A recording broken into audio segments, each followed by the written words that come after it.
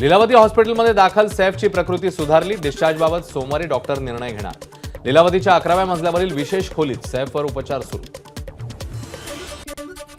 मुंबई गुन्हे शाखेच्या पथकाकडून सैफ अली खानच्या घरी तपास। सद्गुरू शरण इमारतीत पथकाकडून तपास सुरू।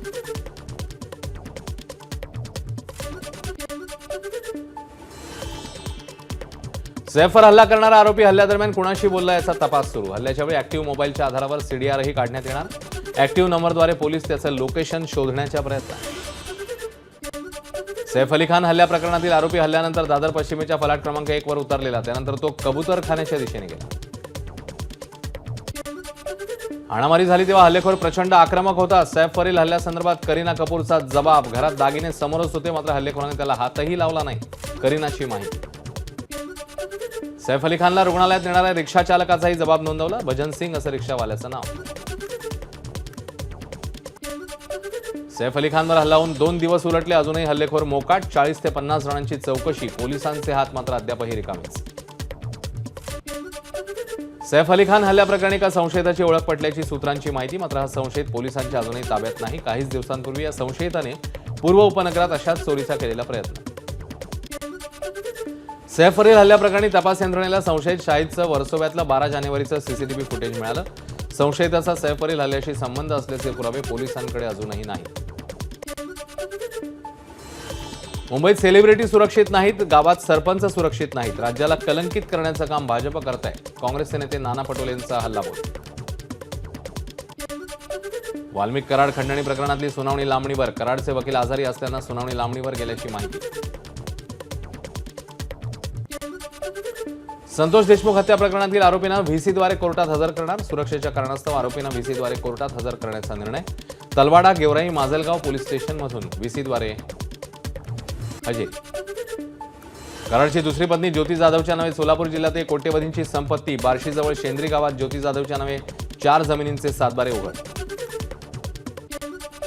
वाल्मिक कराडला धनंजय मुंडेंचं संरक्षण। संदीप क्षीरसागर यांचा आरोप। ज्या पद्धतीने कराडची संपत्ती समोर येते त्या पद्धतीने तपास झाला पाहिजे, मात्र तपासात कराडचं नाव आलं की तपासाचा वेग थांबतो। क्षीरसागर यांचा तपासावर आक्षेप। लातूरमध्ये शेडोळवाडीच्या सरपंचाला 2 तरुणांकडून बेदम मारहाण। किरकोळ वादाचं मारहाणीत रूपांतर। गुन्हा नोंदवून घेण्यास पोलीस टाळाटाळ करत असल्याचा सरपंचांचा आरोप।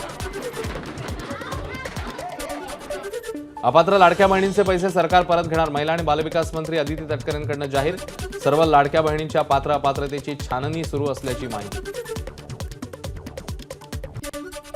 राज्यभरामधून सुमारे 4000 महिला लाडकी बहीण योजनेतनं माघारी। अपात्रतेची टांगती तलवार असताना महिलांचे पैसे नको म्हणून अर्ज।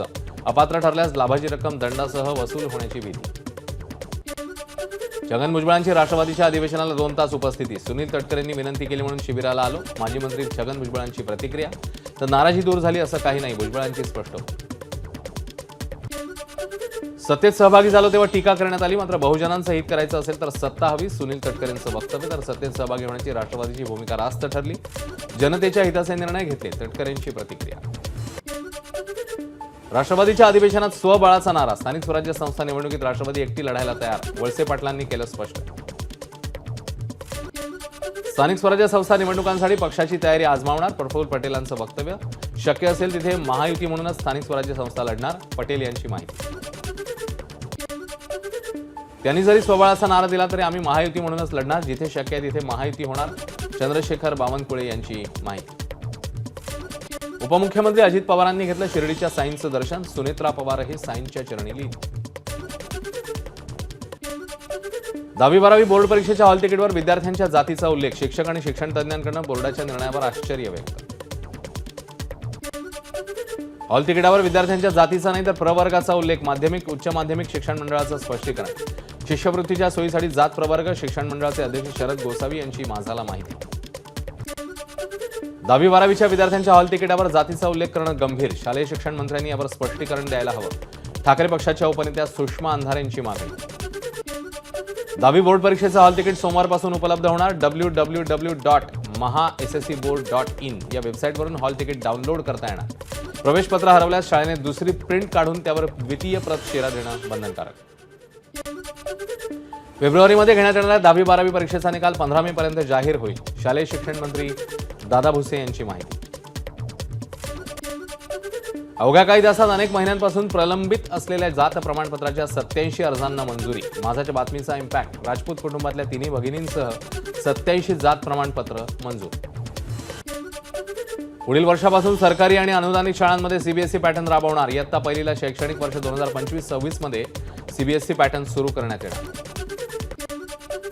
परभणीत स्वाभिमानीकडनं गोदावरी नदीच्या पुलावर रास्ता रोको. आर्थिक संकटात सापडलेल्या शेतकऱ्यांना तात्काळ मदत देण्याची मागणी.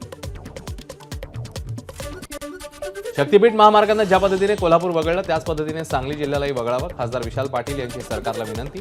अन्यथा आंदोलन करू, विशाल पाटलांचा इशारा. शक्तीपीठ महामार्गाला हिंगोलीच्या शेतकऱ्यांचा विरोध. बागायती शेती महामार्गासाठी देणार नाही, हिंगोलीतल्या शेतकऱ्यांची भूमिका. 24 जानेवारीला आंदोलन करण्याचा इशारा. नांदेडमध्ये शक्तीपीठ महामार्गाला शेतकऱ्यांकडून तीव्र विरोध. 10 पट मोबदला दिला तरी बागायती जमीन देणार नाही, शेतकऱ्यांची भूमिका. आमदारांसाठी खरेदी होणार 82 लाखांच्या बॅगा. अर्थसंकल्प सादर झाल्यावर प्रकाशने वितरित करण्यासाठी बॅग खरेदी. 82 लाखांच्या बॅग खरेदी प्रस्तावाला शुक्रवारी मान्यता. अर्थसंकल्प पेन ड्राईव्हमध्ये दिला जात असताना बॅगा खरेदी कशासाठी, असाही प्रश्न. उपमुख्यमंत्री अजित पवारांनी राष्ट्रवादी नेते रमेश गोंदकर पाटलांची सांत्वनपर भेट घेतली. गोंदकरांना मातृशोक झाला होता. पंतप्रधान मोदींची स्वामित्व योजनेच्या कार्यक्रमाला व्हीसीद्वारे उपस्थिती. योजनेअंतर्गत 50,000हून अधिक गावांमध्ये 65 लाख प्रॉपर्टी कार्डचं वितरण. ठाण्यातल्या जिल्हाधिकारी कार्यालयात कार्यक्रमाचं आयोजन. सांगलीच्या कडेगाव तालुक्यातील शिरस गावातील नागरिकांचा मुख्यमंत्री सौर ऊर्जा प्रकल्पाला विरोध. माजी सरपंच संभाजी मांडके यांचं बेमुदत उपोषण सुरू. प्रकल्पासाठी 22 एकर गायरान जमीन चुकीच्या पद्धतीने घेतल्याची ग्रामस्थांची तक्रार. गोरेगावच्या पत्राचाळीतील घराच्या प्रतीक्षेत असलेल्या लॉटरी विजेत्यांची प्रतीक्षा संपली. अर्धवट रखडलेल्या इमारतीचं काम म्हाडाकडनं पूर्ण. संबंधित विजेत्यांना प्रोव्हिजनल ऑफर लेटर पाठवण्यासही सुरुवात. बेलापूर ते पेंधर मेट्रो सेवा दर 10 मिनिटांनी सोडण्याचा सिडकोचा निर्णय. सोमवारपासून निर्णयाची अंमलबजावणी होणार. गर्दीच्या वेळी दर 10 मिनिटांनी मेट्रो धावणार. नेरूळमधील डी.वाय. पाटील स्टेडियमवर आजपासून कोल्ड प्ले कॉन्सर्टला होणार सुरुवात. 18, 19 आणि 21 तारखेला होणार शो. कोल्ड प्ले बँड तब्बल 9 वर्षांनी भारतात परफॉर्म करणार. कोल्ड प्लेचा मुख्य गायक क्रिस मार्टिन आणि त्याची गर्लफ्रेंड डकोटा जॉन्सनने मुंबईतल्या प्रसिद्ध बाबुलनाथ मंदिरात जाऊन घेतलं दर्शन. यावेळी दोघांनीही पारंपरिक भारतीय वेशभूषा केली. 18, 19 आणि 21 जानेवारीला मुंबईतल्या डी.वाय. पाटील स्टेडियमवर कोल्ड प्ले कॉन्सर्टचं आयोजन. कॉन्सर्टला जाणाऱ्यांचा प्रवास सुलभ करण्यासाठी जादा लोकलची सुविधा. भंडारा पोलिसांकडून सायबर बॉट प्रणाली. सायबर फ्रॉड किंवा मोबाईल सिम हॅक झाल्यावर नागरिकांनी काय करावं यासाठी प्रणालीच्या माध्यमातून मदत मिळणार.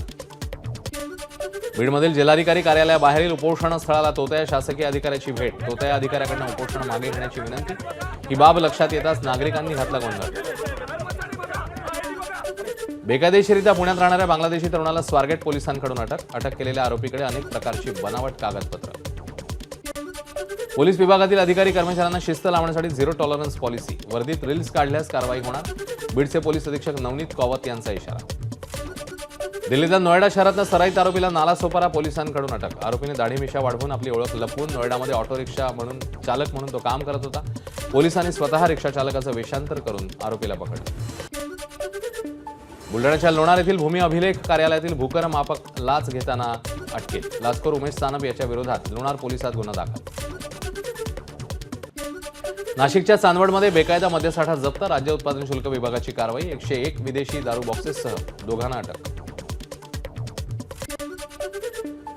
गोंदियाच्या रेल्वे स्टेशन परिसरात गांजाची तस्करी करणाऱ्या दोघांना अटक. आरोपींकडून 8 किलो गांजा जप्त. नाशिकच्या द्वारका उड्डाण पुलावरील अपघातात मृतांचा आकडा 9 वर. राहुल साबळे या 17 वर्षीय युवकाचा उपचारादरम्यान मृत्यू. मुंबईमध्ये दादरमध्ये आमदार सुनील शिंदेच्या गाडीला अपघात. बेसबसची त्यांच्या गाडीला धडक. सुनील शिंदे थोडक्यात बचावले. नारायणगाव येथील अपघातातील आरोपीला अटक करण्यात पोलिसांना यश. रोहित कुमार असं चालकाचं नाव. नारायणगाव येथील अपघातात 9 जणांचा झाला होता मृत्यू. सोलापुरात 2 रस्ते अपघातामध्ये दोघांचा मृत्यू. शिकवणीसाठी आईसोबत निघालेल्या 7 वर्षांच्या बालिकेचा मृत्यू. दुसऱ्या घटनेत सोलापूर पुणे महामार्गावर कंटेनरने एका युवकाला चिरडलं. बहिणीची छेड काढल्याच्या रागातनं तरुणाकडनं मित्राची निर्घृण हत्या. कोल्हापूर जिल्ह्यातील कौलगेमधील धक्कादायक घटना. पुरावा नष्ट करण्यासाठी चेहरा दगडाने ठेचून मृतदेह जाळण्याचा प्रयत्न.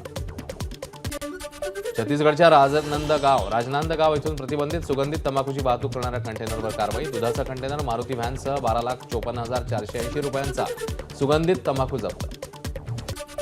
सांगलीतील मिरज कुपवाडमधील घरफोडी करणाऱ्या दोघांना अटक. त्यांच्याकडनं 8 गुन्हे उघडकीस आणून 8.5 लाखांचा मुद्देमाल जप्त. धाराशिवच्या उक्कडगाव शिवारात 4 जनावरांवर वाघाचा हल्ला. हल्ल्यामध्ये गाय, 2 वासरं आणि एका रेडकाचा मृत्यू.